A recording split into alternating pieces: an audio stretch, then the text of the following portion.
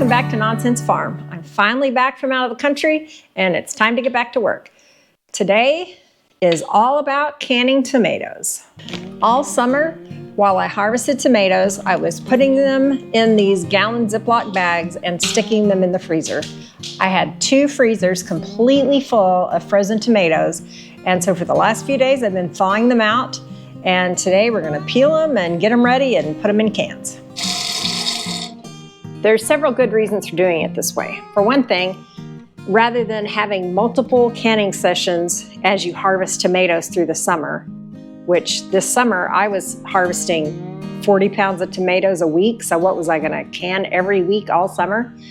Besides that, you get to wait until the fall. Today is October 29th. The low is 40 degrees, the high will be 60, so this is the perfect day to have a canner with a rolling boil going on my stove and heating up the house rather than in June, July, and August when it is much warmer here in Texas. If you're looking for a reference manual for canning and preserving food, this is a great one. I hope I remember to put a link to it down in the description. A little bit ago, I put 2 cases of quart canning jars in the dishwasher and ran them through the dishwasher. This is to get them nice and clean before we put our tomatoes in them. Today we're just going to be doing water bath canning because we're canning tomatoes, which are high acid food. As a little added extra insurance, I'm also going to put a little bit of citric acid powder into each of the jars just to raise the acidity to make sure we're well above the threshold of what should be pressure canned. The first step is going to be to take the skin off of each of these tomatoes. You can see that it comes off really easily when the tomato has been frozen. If you were canning tomatoes throughout the season when they were fresh and not yet frozen, what you would do is blanch them. You briefly put them in hot water, pull them out, it bursts the skin and makes the skin really easy to come off. That's another advantage of doing it like this. It's one less step you don't have to do. So we'll pull the skin off, throw the skin in the trash, and then I'm just squeezing the juice out. You would be amazed at the amount of liquid that will come out of a tomato. And now that looks like I got all the juice out, but I promise you, as I fill up this bowl with the squeezed tomatoes, this bowl will get water too, and I'll pour that off as well. We're basically just trying to get to the flesh. After you peel it, you want to kind of get this core out of it, the kind of white part. Throw that away, and then we're going to save up all the rest of the tomato. When you pull the tomatoes out of the freezer, it takes them forever to thaw out, and as you're peeling them, it makes your hands hurt because it's so cold. So one of the things I've seen that helps a lot is I just fill up a big bowl with hot water to kind of help thaw them out and also warm them up a little bit so they don't hurt your hands. This part of the process takes forever. So I'm going to turn the camera off, turn the TV on, and peel tomatoes. It'll probably take me a couple hours to get this done, so I'll thank goodness for DVRs. I've been peeling tomatoes all morning, but we have enough to get started with the first batch.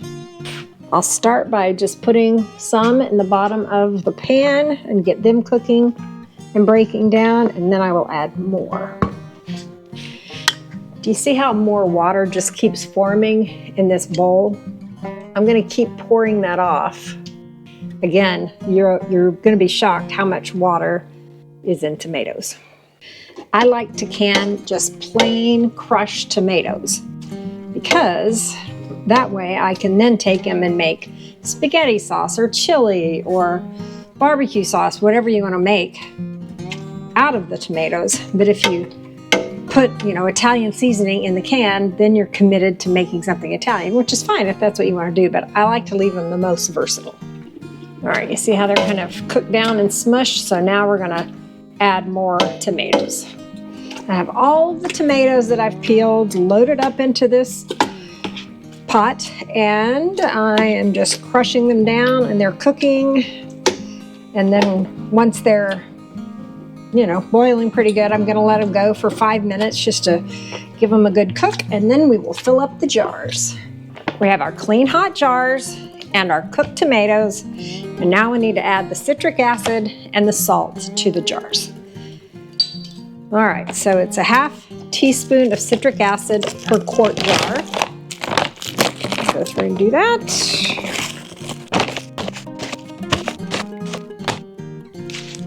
And a half teaspoon of salt. Around here, we use Redmond's real salt.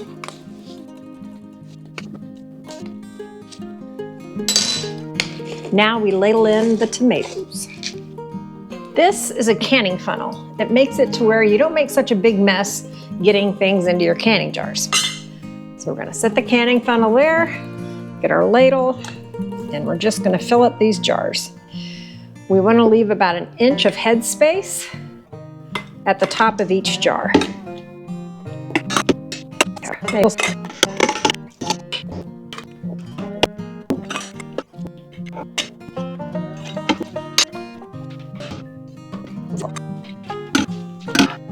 Welcome back. It is many hours later. I have been peeling tomatoes all day, and we are finally ready to go to the next step. First of all, we want to get a paper towel with some hot water on it, and we want to clean the rim of every one of these jars because we don't want anything to get in the way of a really good seal. Canning jars come in 2 parts. This is the part that will seal right to the jar, and then this is the threaded, jar lid that you're used to opening. So this little part around the edge gets gummy when it gets heated up, and then it creates a seal onto the jar. In preparation for putting the jar lids on, we're gonna heat them up in some warm water first to kind of give the gummy edge a head start. We're also gonna turn up the heat under the canner a little bit because when we put the jars in the canner, the food is gonna bring down the temperature of the water a little bit and it'll take it longer to boil. So we'll turn it up to give ourselves a chance at this not taking all night. Next, we put the other part of the lid on, fasten it.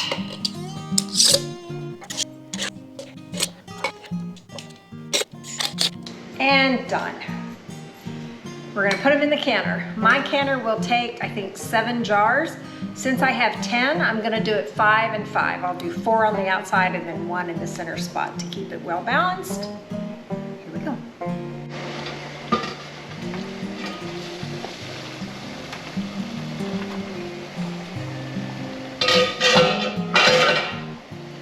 Since the jars are not that hot, I can handle them with my bare hands, so I don't need the jar ridge.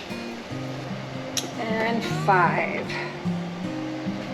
And I'm gonna lower this rack down into the canner, taking care not to burn myself. And here you can see that the water is covering up the cans, which is what you want. I'm gonna cover it up, turn the heat all the way up. Now I have to wait for it to come to a rolling boil. After it comes to a rolling boil, which won't be long, then we set the timer for 45 minutes. It's rolling boil, and I am turning on the timer now. I owe you an apology. I didn't get to film the end of that process, and let me tell you why. So I got a new iPhone 17 Pro Max, 2 terabyte. And I had a dickens of a time getting it activated. And so I've been on the phone with AT&T technical support for about 2 hours tonight. So when the jars were done, I was actually on my 2nd or 3rd technical support phone call. I finally had somebody good. We were well into the problem. We were getting it solved, and the timer went off. And so I just had to have my daughter take the jars out of the canner. But here we have 10 quarts of tomatoes that I grew myself that I'll be able to use, make all kinds of yummy things in the coming year. So just a review, there's a little nodule that is on the top of each one of these, and as the jar cools, you'll hear a ping. We'll hear it. Let me see if you can see. That one is already down. This one, I don't know if I can pick this up because the jar is still hot.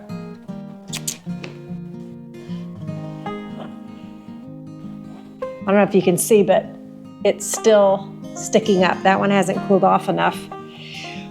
And when it pings, that means you know the jar is sealed. So you want, like by the next morning, for all of the little dimples to be down instead of up. If there's a jar that doesn't seal, just put that in the refrigerator and use it soon, because it's not safe to store on the shelf. You could also recan it, but don't got all that trouble unless it's a whole batch or something.